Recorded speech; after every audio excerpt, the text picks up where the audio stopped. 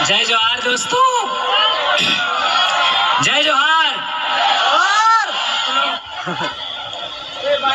आशा करूंगा कि आप आसपास में जो जहां तक मेरी आवाज जा रही है, वे बाहर साथी नाच रहे हैं, वे भी पंडाल में आ जाए। आप लोग जो इधर उधर सुन रहे हैं, वो जो बाजे बज रहे हैं उनको भी थोड़ा रुकवाएंगे तो अच्छा होगा।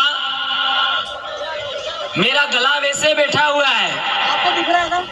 आपको दिख रहा है? कल सूरत महुआ में कार्यक्रम था, वहां पर भी अभी जो पंडाल में जितने लोग हैं उससे ज्यादा लोग थे, और वहां भी पौन घंटा बोल के आया हूं मैं। तो मैं कुछ जरूरी बातें आपके बीच में शेयर करना चाहता हूं, तो आप ध्यान पूर्वक सुनेंगे तो अच्छा होगा। दोस्तों, अभी हमने पूरे देश भर से आए हुए हमारे समाज के एक्टिविस्ट को सुना,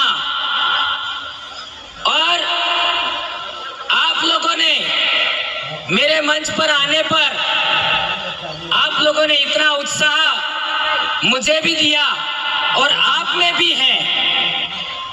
उसके पीछे आप क्या समझते हैं वो मुझे नहीं पता, लेकिन मैं ये समझता हूं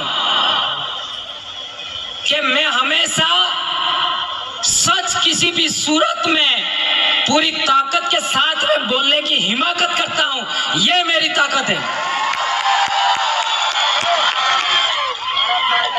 और ये मेरी आदत एक शिक्षक होने के नाते है।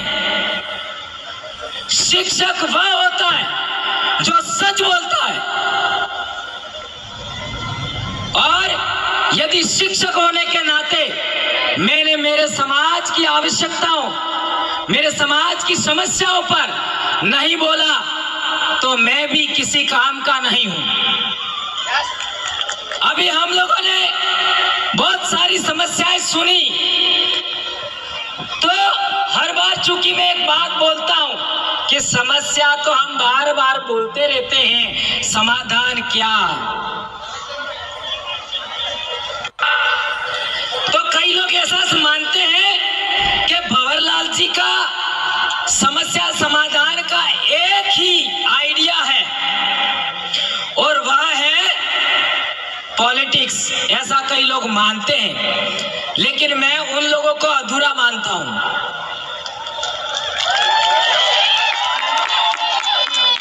अधूरा मानता हूं।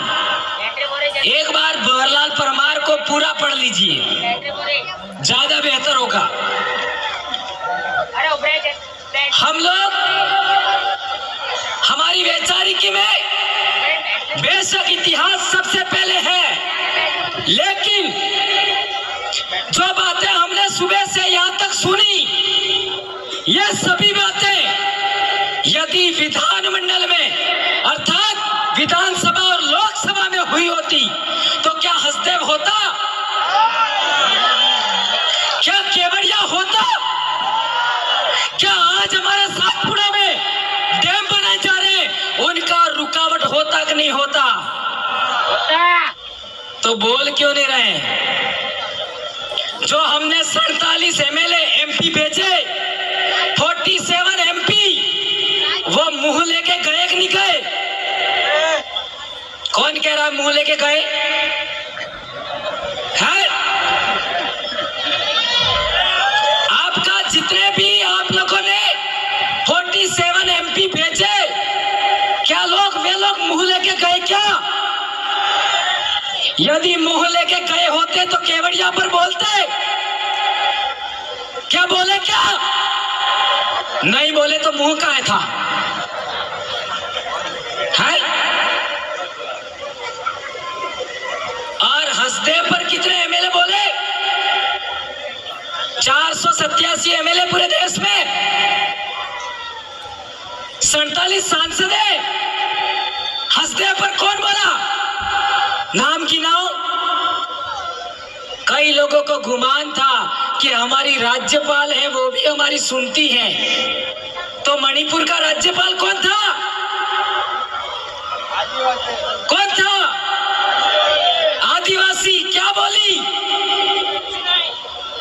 कौन कह रहा है कुछ नहीं बोली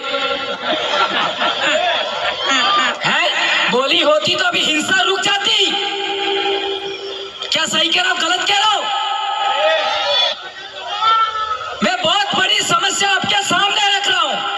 मैं किसी एमएलए का विरोधी नहीं हूं, किसी एमपी का विरोधी नहीं हूं, किसी राज्यपाल का विरोधी नहीं हूं। अभी आप देख लो, कई लोगों को तो शरीर के अंदर रोमांच पैदा हो रहा था, रोमांच कि हमारी राष्ट्रपति बन गई, हमारा बहुत कुछ हो जाएगा। कुछ हुआ क्या? नहीं हुआ है? बोली होती तो अभी हिंसा रुक जाती। क्या सही कह रहा हूं, गलत कह रहा हूं? मैं बहुत बड़ी समस्या आपके सामने रख रहा हूं। मैं किसी एमएलए का विरोधी नहीं हूं, किसी एमपी का विरोधी नहीं हूं, किसी राज्यपाल का विरोधी नहीं हूं। अभी आप देख लो, कई लोगों को तो शरीर के अंदर रोमांच पैदा हो रहा था, रोमांच कि हमारी राष्ट्रपति बन गई, हमारा बहुत कुछ हो जाएगा। कुछ हुआ क्या? नहीं हुआ। तो क्या हम लोग इस जाजम से 47 सांसद पहुंचा देंगे, 487 विधायक पहुंचा देंगे, तो क्या हमारी समस्या का समाधान होगा? आप होगा ऐसा कहते हो, लेकिन मैं ना कह रहा हूं, नहीं होगा। क्यों नहीं होगा? ये बात समझनी है, और ये बात नहीं समझी तो इतने सारे लोगों ने अभी तक बोला, उसका कोई मतलब नहीं है, कोई मतलब नहीं है। हमारे देश में हम राजनीतिक गुलाम हैं, यह है समस्या। हमारे देश में हम राजनीतिक गुलाम हैं, और राजनीतिक गुलाम है तो राजनीतिक आजादी चाहिए। कौन कौन चाहता है राजनीतिक आजादी? क्या बात कर रहे हो आप? इतने लोग राजनीतिक आजादी चाहते हो, और आपके विधानसभा में आपकी कोई आवाज उठाने वाला नहीं है, तो समस्या कहां है? एक बात, राजनीतिक गुलामी। कई लोग कहेंगे कि ये बात आपने गलत बोला, तो मैं कहना चाहता हूं कि आपके 47 सांसद और 487 विधायक क्या आपने चुन करके भेजे? क्या आपने चुन करके भेजे? तो हाँ, चुने तो आपने, पर क्या आपने सेलेक्ट किए?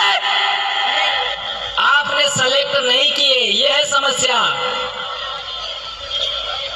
जब नेता आपका है, आपके समाज का है, आपके सीट से जा रहा है, आपका आरक्षण से जा रहा है, तो उसका सिलेक्शन आपको करना चाहिए था।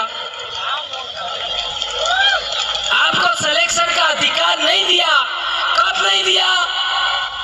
1951-52 में हमारे डूंगरपुर जिले के अंदर एक सीट पर 2 विधायक थे, एक आदिवासियों का विधायक था, एक सामान्य वर्ग का विधायक था। सही कह रहा हूं, गलत कह रहा हूं? हमारे डूंगरपुर के ये प्रदेश अध्यक्ष जी, सही कह रहा हूं, गलत कह रहा हूं? हमारे डूंगरपुर में 1951 में 2 विधायक थे, एक सीट पर एक आदिवासी विधायक था, एक विधायक सामान्य वर्ग था। यह व्यवस्था थी, और उससे पहले हम चाहते हैं तो पूना पैक्ट करार हुआ 1932 में। तब हमारे देश में जो डेमोक्रेसी आ रही थी, उस डेमोक्रेसी पर यह तय किया था कि जो SC ST लोग हैं, OBC लोग हैं, जो पिछड़े लोग हैं, वो 2 वोट देंगे। एक वोट अपने जनप्रतिनिधि को देंगे, और एक अपने इलाके में रहने वाले सामान्य वर्ग के जनप्रतिनिधि को वोट देंगे। तो यदि कोई सामान्य वर्ग का व्यक्ति हमारे पास वोट लेने के लिए आता, तो हम कहते तुम हमारे साथ छुआछूत कर रहे हो, हम तुमको नहीं देंगे। तो वो हाथ जोड़ी करता, आगे से मैं छुआछूत नहीं करूंगा। हम कहते कि तुम हमारे जंगल छीन रहे हो, पहाड़ छीन रहे हो, हमारी नदियों का पानी तुम खराब कर रहे हो, जैसे ये दमनगंगा का हुआ। तो हम कह सकते थे कि हम तुमको वोट नहीं देंगे। तो वो कहता कि आगे से मैं ऐसा ख्याल नहीं करूंगा। और दूसरा, हमारा आदमी हमारे बलबूते चाहता तो वो हमारी आवाज वहां धड़ल्ले से बोल सकता था, कोई रोकने वाला नहीं था। तो आज 1951-52 के बाद हमारे देश में आदिवासियों पर पूना पैक्ट थोप दिया, और इसकी वजह से आदिवासियों का नेता कौन होगा ये सेलेक्ट करने का पावर पार्टियों के हाईकमांड के पास में है। यह है समस्या। और पार्टियों का हाईकमांड में कितने आदिवासी है? कितने? एक भी नहीं है। क्या बात कर रहे हो? यहां तो गांव से लगा करके गली गली तक नेता ही नेता है। तो वो क्या नौकर चाकर है क्या? क्यों नहीं है हाईकमांड में? ये है बड़ी समस्या। हमारे समाज पर जो वो लोग जो भारत के आदिवासी नहीं है, इंडिजिनस पीपल नहीं है, वो है हाईकमांड में। अब उनके पास तुम टिकट मांगने जाओगे तो तुम्हारा क्या होगा? जो बोलने वाला उसको कभी टिकट नहीं मिलेगी, लिख लो। जो लड़ने वाला उसको कभी टिकट नहीं मिलेगी, लड़ लो।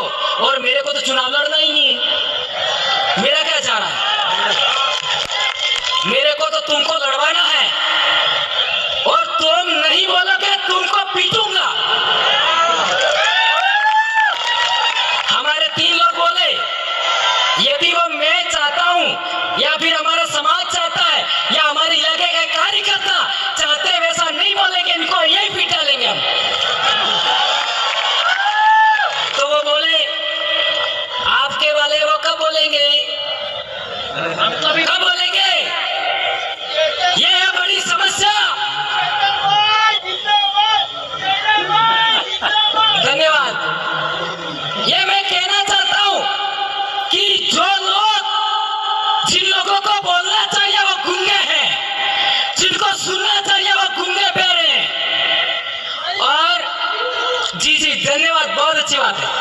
और मैं एक बात कहना चाहता हूं, 4.5 साल तक तो हम लोग क्या करते हैं? समाज का जन जागरण करते हैं कि हमारा ये होना चाहिए, हमारा वो होना चाहिए, और अंतिम 6 महीने में हम लोग गांधी जी के 3 बंदर बन जाते हैं। नहीं सुनूंगा, नहीं बोलूंगा और नहीं देखूंगा। बनते कि नहीं बनते? खुला मैदान छोड़ देते हैं। तो हंसते उजाड़ा गया वो कानून कहां बना? कहां बना?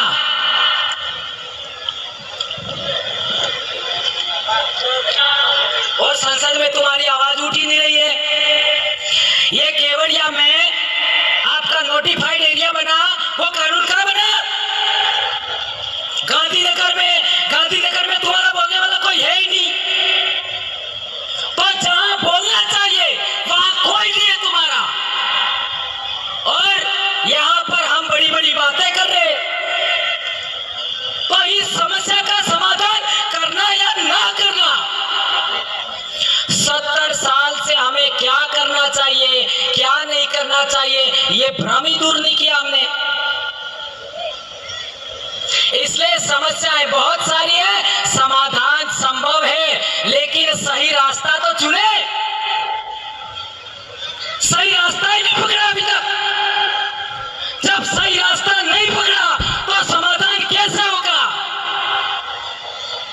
कई लोग पहले मेरे को कहते थे कि भंवर जी को भी चुनाव लड़ना, इसलिए वो ऐसा बोलते।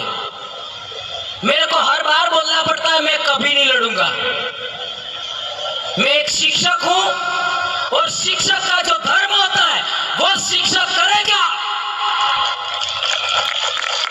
भारत देश के अंदर 47 विश्वविद्यालय थे भारत में, पूरी दुनिया के लोग पढ़ने के लिए आते थे। आज हालात क्या शिक्षा का? भारत देश में अंदर इकोनॉमी 37% थी,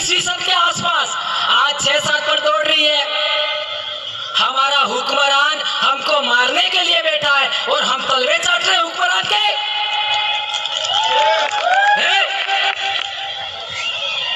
और हम तो कह रहे हैं हमारी कांग्रेस आई है।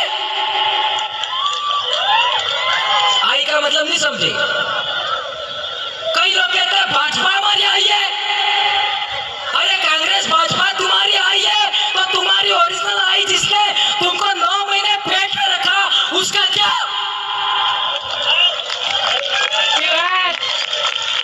और मैं भंवरलाल परमार, मेरी माँ ने मेरे को पैदा किया तो मेरी माँ को भी किसी माँ ने पैदा किया, मेरी माँ की माँ को भी किसी ने पैदा किया।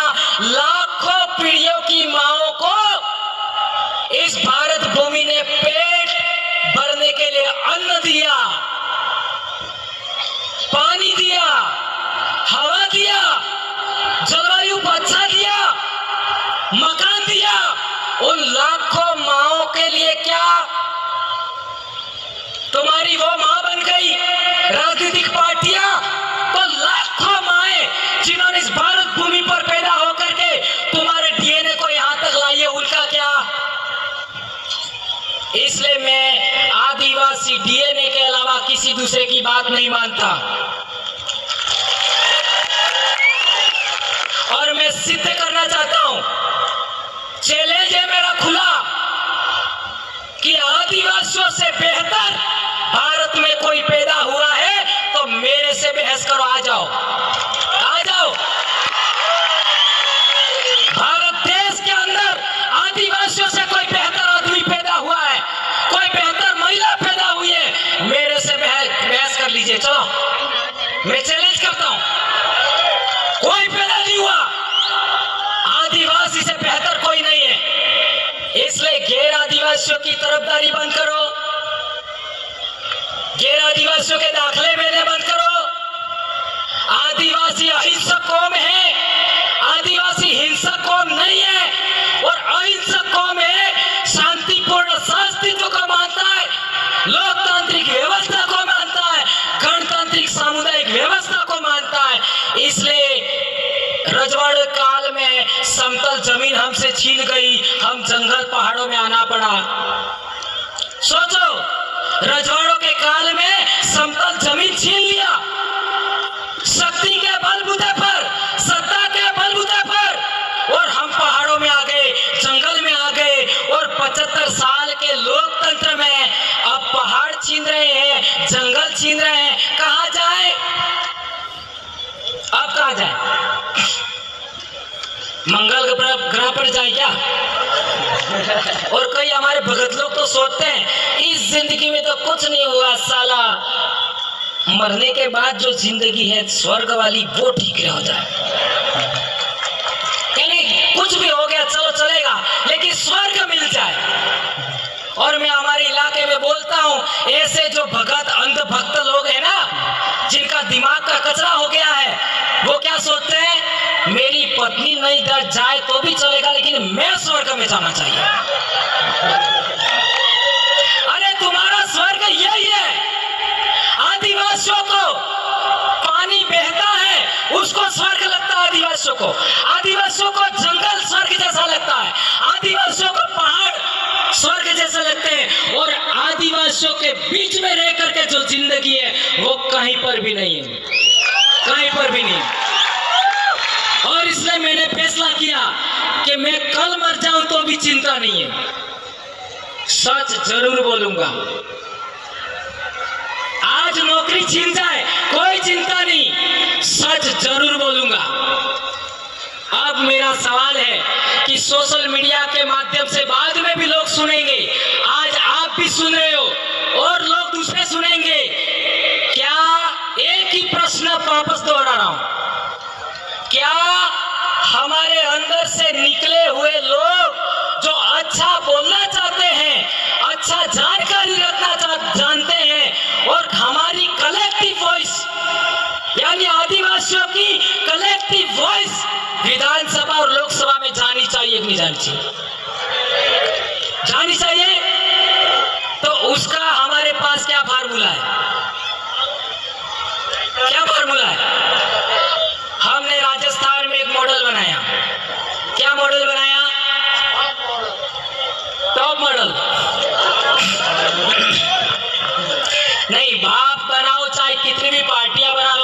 कोई फर्क नहीं पड़ेगा। बनाने वाला मैं ही हूं, लेकिन ऐसा बोलता हूं।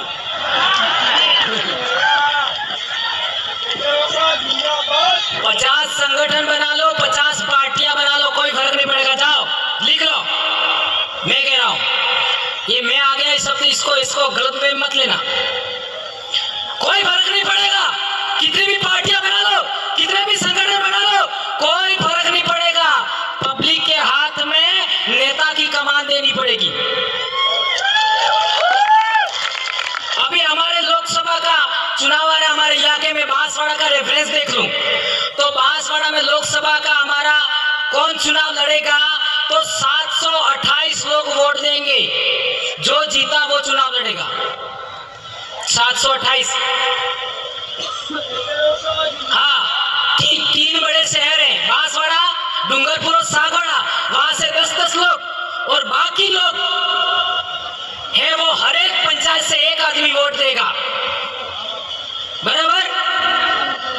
तो क्या होगा, जो आदमी वहां जाएगा वो इन सभी का कलेक्टिव वॉइस होगा। अभी हमारे ये 3 आदमी यहाँ पर आए हैं। चुनाव जीतने के बाद यदि किसी गांव में हैंडपंप भी लगाना है, किसी गांव में सीसी रोड भी बनाना है, तो हमारी ग्राम पंचायत की ग्राम एकीकरण समिति होती है, और वो ग्राम एकीकरण समिति के लेटर हेड पर लिख के देंगे, गांव के 25-50 लोग मिलकर के साइन करके कि यहीं पर हैंडपंप लगाना है, यहीं पर सीसी रोड बनाना है, यहाँ पर तालाब बनाना है, यहाँ पर एनीकट बनाना है, यहाँ कुआं खोदना है। वही काम होगा, वही होगा। और यदि वो एमएलए ने नहीं किया तो उसको समय पहले भी हम वापस ले सकते। इतना बड़ा मामला है। मेरे छोटे भाई ने चिट्ठी भी दे दिया है, लेकिन ये इस समस्या को खड़ी नहीं छोड़ सकते। इस समस्या का समाधान करना पड़ेगा, और ये समाधान का हम लोगों ने जो फार्मूला बनाया है वो फार्मूला पूरे देश के आदिवासियों में जाना चाहिए। अभी हमारा संगठन 6 राज्यों में पहुंच चुका है। अभी आंध्र प्रदेश के जो पदाधिकारी बनाए वो रिटायर्ड आईएएस हैं। रिटायर्ड आईएएस पिछले चुनाव गुजरात में हुआ, वही पर्यवेक्षक थे गुजरात में, आंध्र प्रदेश से रिटायर्ड आईएएस है, उनको जिम्मेदारी दिया है। और हम पूरे देश में संगठन को पहुंचाएंगे, तब तक छोड़ेंगे नहीं। और जो नहीं बोल रहे वहां जाकर के उन सब का इलाज करेंगे नहीं, करवाएंगे आपके हाथ से ही। ठीक है मेरे भाइयों, इसलिए मेरी बहन भी आ गई, कुछ गलत बोल दिया हो तो माफी चाहूंगा। बोलिए नहीं, प्रोटोकॉल को फॉलो करना पड़ेगा। ठीक है, एक पॉइंट और बोल देता हूं, एक थोड़ा पानी दे दो। कालूराम दादा ने बोला मैं मर जाऊंगा तब तक बोलता रहूंगा, तो मैं कालूराम दादा को कहना चाहता हूं, भंवरलाल परमार आज से आपका गोद लिया हुआ बेटा हुआ, आपकी चिंता करने की जरूरत नहीं। आपका गोद लिया हुआ बेटा है। यदि आपको आदिवासी एकता परिषद को लगता है कि मेरे में कोई कमी खामी है, सुधार करिए, ये आपकी जिम्मेदारी है। मेरे में कोई कमी खामी है, आपकी जिम्मेदारी है, आप इसको ठीक करिए। आप मेरे भगवान हैं, आप मेरे टीचर हैं। मेरे को जितना पता है बोलूंगा, लेकिन आंख मूंद के आपकी बात नहीं मानूंगा। मेरे से बहस करनी पड़ेगी, और आज तक मेरे से बहस में कोई जीता भी नहीं है। एक और इंपॉर्टेंट बात, अभी हम लोग क्या करें क्या नहीं करें, और कई लोगों को लगता है ये मत करो, ये करो, सुबह से सुन रहे हैं ये करो, ये मत करो। अरे यार, इतना कंफ्यूज कर दिया। एक समस्या का समाधान तो बताओ कि वो बोल नहीं रहे, उसका क्या? यस, 47 सांसद और 487 एमएलए नहीं बोलते, उनका क्या? उनका इलाज सबसे पहले करो, फिर हो जाएगा, इतनी बात कहना चाहता हूं मैं। और आगे से अब मैं कभी पॉलिटिकल विषय को उठाऊंगा नहीं। आज जो बोलना है बोल दिया मैंने। अब मैं कल्चर पर और हिस्ट्री पर बोलूंगा आने वाले समय में, और वो भी आप समझ दोगे तो मेरी मर्जी से नहीं बोलूंगा। धन्यवाद। जय जोहार मारू दादा, जय आदिवासी, जय जोहार, जय भील प्रदेश। और हम आदिवासियों का, पश्चिमी भारत के आदिवासियों का राज्य बनना चाहिए। क्या भील प्रदेश बनना चाहिए? चलो एक नारा हो जाए, जय भील प्रदेश, जय भील प्रदेश। धन्यवाद।